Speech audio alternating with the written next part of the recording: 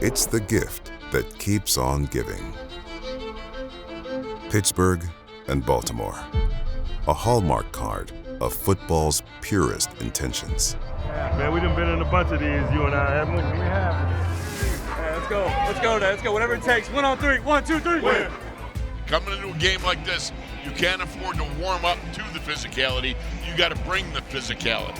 It takes an unbelievable amount of will and desire to even be a part of this game. Man, what a great rivalry this has been. For the unfamiliar, it quickly becomes a baptism by fire. Every single rep is a play of the game. Every single rep is a play of the game. Let's play like that today. Full speed, face first, into the fire. Let's get it. 27 years of the league's greatest rivalry. Add another classic to the record books for all to enjoy.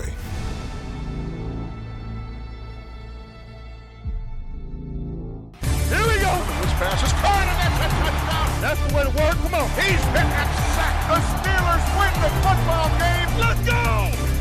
Come get it. You know what it is. This one is in the history books. Here we go. Welcome to the 84 Lumber Mike Tomlin Show. Hi, everybody. Good evening and welcome to the 84 Lumber Mike Tomlin Show. I'm Missi Matthews. It is week 6, the Steelers bye week, and that means Coach Tomlin is off as well. But joining me is Bob Pompeani of KDK TV. And coming off of a win, an exciting win against the AFC North Ravens. So now the Steelers are on top. But let's go back to Sunday and just the craziness of the win. Got the win, but it wasn't pretty. No, ugly counts when you win. Ugly is not good when you lose, and it was ugly a lot of the game. But quite frankly, Missy, if you look around the NFL, there are a lot of games like this, and you just have to be better at the end, and I thought that's what the Steelers did. They got opportunities. I'm sure Baltimore looks at this and said, man, we left a lot out there, and they did with all the drop passes. But it led for the door being open, and the Steelers, to their credit, made some big plays at big times. I think one of the biggest was the Larry Ogunjobi fumble at the end of the first half, where he came out, Cam Hayward hustle play all the way down the field, jarred the ball loose, and without those 3 points, who knows what it might have been like. So that started it. More big plays in the second half, of course, culminating with the beautiful touchdown drive at the end. I think, we'll talk a little bit more about this small sample size of 5 games for the Steelers, but the improvements we saw from halftime to the second half, and it really took to the fourth quarter to see if some of those come to fruition, but we saw more of what we saw at the end of last year, especially for the Steelers offense. I think we know by now Kenny Pickett, game-winning drives, he's game, he's in, and as you said, the ball to George Pickens was beautiful. It was a one-on-one situation. They knew what they were doing, and they went for it. And that's the thing about it. It was who makes the biggest plays at the biggest times. And, Lamar Jackson had that opportunity to Odell Beckham Jr. He did not make a good pass. Credit Joey Porter Jr. with that opportunity to make the interception because he was in the great position. But the pass could have been better. Converse that with what Kenny Pickett did in that drive. The first, I think it was a 3rd and 4, 21 yards to Pickens first, and then noticing the one-on-one. And I wondered about that. Even though Marlon Humphrey is a very good player, he had just come back from an injury. One-on-one coverage with no help over the top, that's something that they should always try to attack, and to their credit, they did. It turned out to be the game-winning score.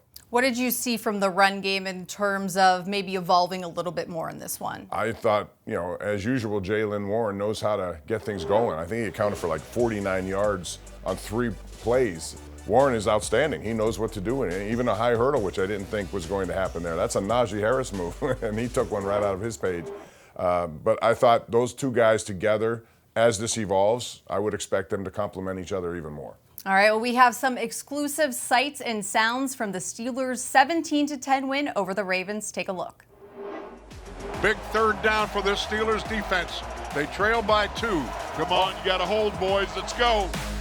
Lamar in the gun. There's the snap. He throws a pass for the end zone. Intercepted. Joey Porter Jr. took it away from the Baltimore receiver. Oh, BJ. How about that? How about that? You got Ghost of Steelers. Great pass. Doing what Dad did some time ago. I'm almost out of my mind with excitement here, Billy. This is just unbelievable how Joey Porter locked up mano-a-mano. Oh, man. Wherever Joey Sr. is, he's got to be going the big whoops on that one, man. Greatest man ever history in this series, bro. Let's go. Iceland. Joseph. First Big. Come on, man. That's big. legend. Let's go get points. No matter what it is, let's go get points. Last season, Kenny Pickett had a knack for comebacks. The trait seems to flourish against purple and black.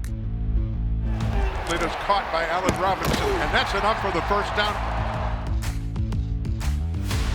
And it's pulled in, and that is George Pickens under great duress. The clock at 1:30 and winding. Steelers down 2. Here's a shotgun snap, blitz. He's back, he throws it down the near sideline. Pickens has it! Pittsburgh Steelers touchdown! Pickens to Pickens, 41 yards, and you have to be here. It's a go route, and Joe, he did. That's as sweet as my Aunt Nellie's blueberry pie, baby. My goodness, that's just sensational. I can't even believe that I just saw what I saw. I saw it, and I don't believe it. I tell you, just throw it up. Just throw it up. Just throw it up.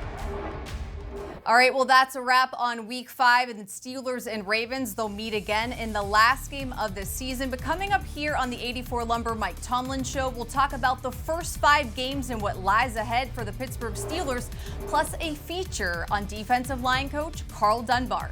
Hey, it's been that way since Moby Dick was a minnow. We'll be right back.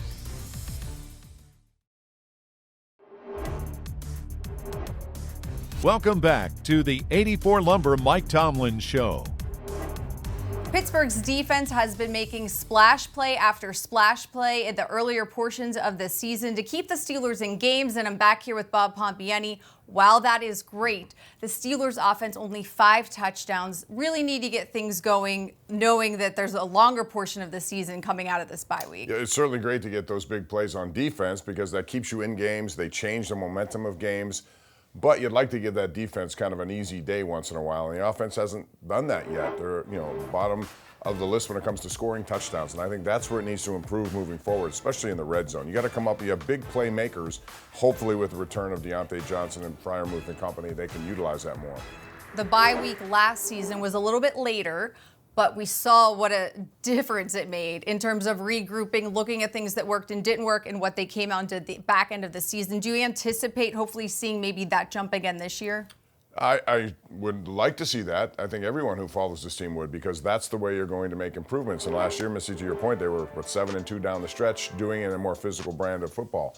While that's true and you'd like to be physical, you also want to attack the field, down the field. And to me, I'd love to see more of the middle of the field because that's where I think they're leaving play sometimes. It's good to be able to go down the sidelines with go routes, as we saw with the George Pickens touchdown this past week, but the middle of the field is where things can happen, and that's why I think Deontay Johnson, when he gets back, he's real good. I think he's their best route runner of the wide receivers. You have Austin with the speed. All those components should make the middle of the field more available, and I'd love to see that because then defense is not sure what to protect. Well, and Pat Freiermuth missed the Ravens game. Hopefully, he's able to come back. But as you mentioned, Deontay Johnson and Anthony McFarland, who was kind of a star of the preseason, those are guys that are going to be eligible to come back soon. So maybe that's some good news that they can inject those guys into the offense. Yeah, and they're in a nice position here, given their defense being able to make all these big plays. But now it's time for the offense to make that next step. And I think last year after the bye, they averaged a lot of yards on the ground.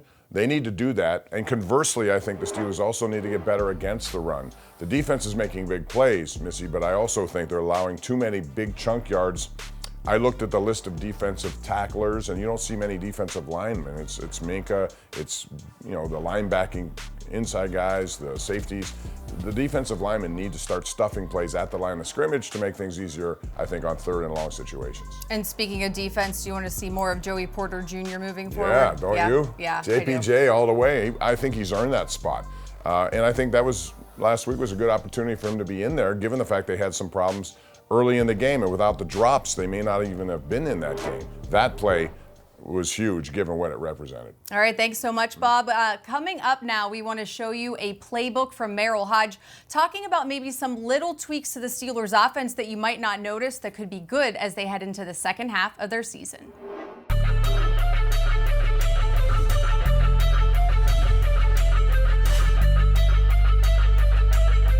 Hi everyone, welcome into the Factorback Studios for the Acrisure Playbook. Now, this week we're going to look at the offense, but I want to remind you one thing.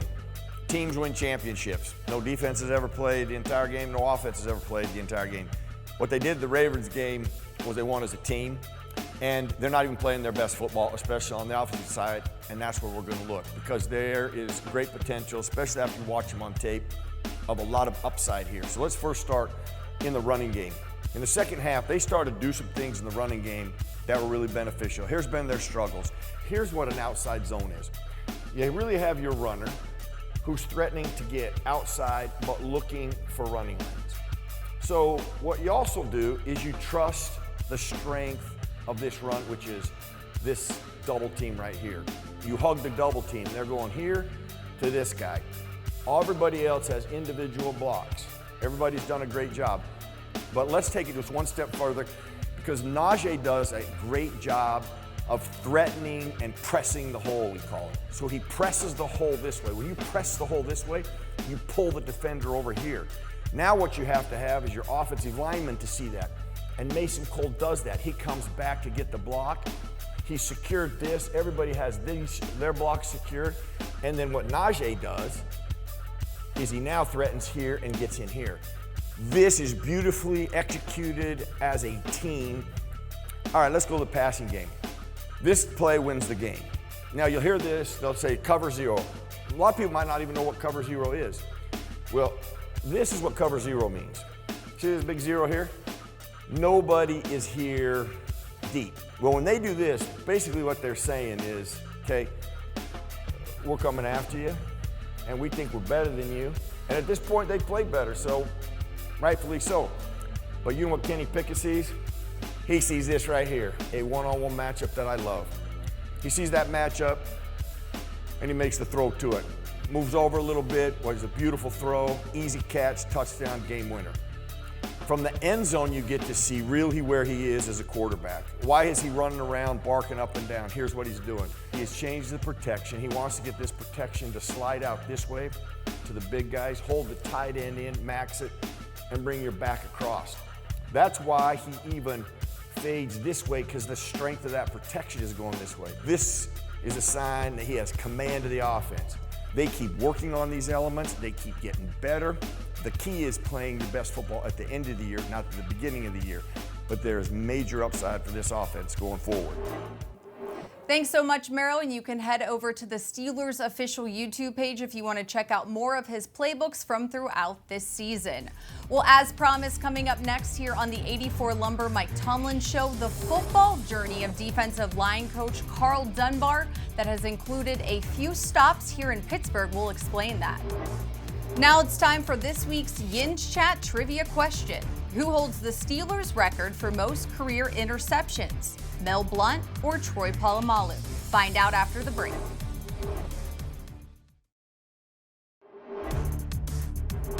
Welcome back to the 84 Lumber Mike Tomlin Show.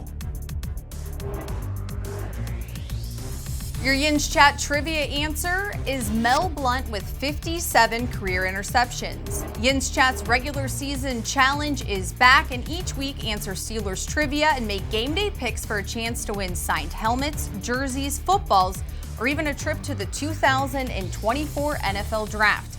And new this season, doubling. Answer the day's questions correctly and get double the points. Just log on to the Steelers mobile app and play for a chance at this week's prize, a football signed by Jalen Warren. Head coach Mike Tomlin and defensive line coach Carl Dunbar first worked together with the Minnesota Vikings. Dunbar made his way here to Pittsburgh in 2018, but it wasn't his first professional stop in football. Hey, that's the way to chase him like the ice cream man. Hey, it's been that way since Moby Dick was a minnow. You tweaking? No. Yeah, you tweaking. You don't jump around people. You run over people. That's what you do. start off at Minnows. How you knowing somebody, man? Minnows is like... I'm just saying he was small and now he's big. So let's get with that, all right? Getting with Carl Dunbar's message would be prudent practice. It's one that has helped some of the best defensive linemen in football over the past 25 years. The pocket collapses. He's in and down by T.J. Watt, who breaks the Steelers' all-time sack record. There you go. It's just what I want to see. There were many stops along the way, but Dunbar's journey began 1,200 miles southwest of the Steel City. I grew up in rural town, Louisiana, a little place called Opelousas, but I went to a little small high school called Plaisance High School. Football wasn't real popular in Louisiana at the time because the Saints were the Aints. But I grew up, believe it or not, loving the Pittsburgh Steelers because in my house, it was either the Steelers and the Cowboys. I loved Chuck Noll and his antics and the team he had in Pittsburgh, so I grew up a Steeler fan. I love playing football. Believe it or not, when I left high school, when I went to LSU, I was 220 pounds. I was inside linebacker, and then they moved me to defensive end, and the rest is the story. As the story goes, Dunbar was a 3-year starter at LSU, earning second-team All-SEC honors as a senior, leading him to be an 8th-round pick by the Steelers in the 1990 NFL Draft. It was awesome. I got here, met Chuck Noll, met Mr. Rooney, and the thing that flabbergasted me the most was Mean Joe Green was my D-line coach. You know, a guy who I idolized growing up, and I thought that was great being here in this system. I was a career backup. I think people kept me around because I knew how to do things. I thought I was taught well in college, learned how to play the game with your hands and move your feet, understood blocking schemes and those kind of things. And I was never that upper echelon as far as it calls a defensive lineman as it is today, but I thought I was smart, I was a team guy. His intelligence and team-first mentality set Dunbar down the path of coaching, one that would eventually find him back in the city that drafted him. The opportunity to come back here, when I think about it, I laugh all the time. I'm at LSU and Mike gets the job as the coordinator in Minnesota and he calls me. I end up taking the job and we get there 1 year later, Mike leaves and takes the job here in Pittsburgh. I called Mike, congratulated him, and we talked, and you know, life goes on. I coached in Minnesota, I coached in Buffalo, I coached with the Jets, I coached at Alabama, and then Mike gave me a call when I was at Alabama and wanted to know if I'd want to come and coach in Pittsburgh. And I told him, it took you 10 years to do it. You did a good job being patient. What was that call? It was great to have the opportunity to come back here and understand, you know, the tradition here and how Pittsburgh operates, the family atmosphere, and the winning culture. You know, it was an awesome opportunity to come back here, and then we really jumped at it. Football has afforded Dunbar many opportunities in life, the same ones he hopes to pass on to others. I've been fortunate to coach some really good football players. I think the thing I want guys to take away from our relationship, a coach and a player, is that Coach was honest with me. He helped me provide for my family. He taught me how to do things that helped me become the best player I could be. I think that's the thing I want guys to say, you know, Coach Dunbar was truthful and honest with me, and he helped me become a better football player. Let's go. Hey, we all we got, and we all we need, man. Hey, dominate on 3. 1, 2, 3. Dominate. Coming out of the Steelers' bye week, they will head back to the West Coast to face the LA Rams, and then there is a 3-game homestand. I'm back with Bob Pompeani. The 3 games at home sounds really good. Going to the West Coast, I guess it's good coming off of the bye, but then there's still a lot of the season left. They haven't even seen the Bengals yet. Yeah, and that's a team that you would have liked to have seen early when they were struggling. They may be gaining some steam now. But the bottom line is they're going to have to go out and play a very good team in the Rams. I don't think people thought the Rams were going to be very good, but they have a nice complement in Puka Nacua to Cooper Kupp, 2 guys who make it difficult on the secondary, and the secondary has struggled. So that'll be a good test. That's why I think Joey Porter Jr. needs to get more time in that secondary. But after that, you come home, you take Jacksonville. I don't know what to expect from them week to week. And then 4 days later, a very good run team in Tennessee. That's a setup that could be a tough one, given the fact that they love to run the ball with Derrick Henry. So these next 3 games are going to be very interesting to see how they pan out. But I agree, down the road, they're going to have a lot of good division games, and that will ultimately determine what happens, I think. And the league always knows what they're doing in terms of putting those division games in the back end of the schedule. The Steelers and Ravens met for the earliest portion of the season since 2019 in Week 5, which is crazy to think that they really just slammed those games, even if they're a week apart usually. But that might be, the case going down the stretch, seeing the Bengals again, the Browns, and the Ravens. And this is why the NFL is so good in terms of scheduling, I think, because at the end of the year, these are the head-banging games that will decide divisions and wild cards. And typically, every team goes right down to the last game of the season. I hope the Steelers can avoid that. And to do that, they're going to have to beat some of these teams that I think they're going to be favored over, who have young quarterbacks, more inexperienced quarterbacks. They need to take advantage of those games. In terms of the Steelers being successful, hopefully making it back to the playoffs, what do you think the number one thing is they need to do? Score more points. That sounds simple, but it's true. You can't have 5 touchdowns in 5 games. They have to discover a passing game that will complement the run game. And I think it starts with the run game being proficient, which will create some matchups. And if you get healthy guys back, I see no reason why they can't have success in the passing game. They're going to need to do it. I thought that was a key coming into the season. It remains the key. And if you don't do it, you're going to find yourself probably on the outside looking in. So very important to get more down the field plays. We talked about the splash with defense, but I think Mouse Killebrew, special teams captain, he deserves a shout out for what he did against the Ravens, and we've seen him do so many times. He's been outstanding. That's 3 in 3 years, and that's hard to do in the NFL. I also think Rodney Williams, I still believe that was a touchdown. I don't know what the rule is, but 2 elbows were down, it looked like to me. He did a great job of really athletically controlling his body. They called it a safety, but regardless, it was a turning point of the game, and I think that, more than anything, really got that sideline going. First game, first touchdown. That would have been great. Oh, nice. Coming right off that list, go right into the game and score a touchdown. That would have decided it probably. All right. Well, a lot to look forward to. Thanks so much for all your input, Bob. Always a pleasure, Missy. Thanks. All right. Well, that's going to do it for the 84 Lumber Mike Tomlin Show. Coach Tomlin will join us next Saturday night. Thanks so much for joining us. Have a great bye weekend, and we'll see you guys soon.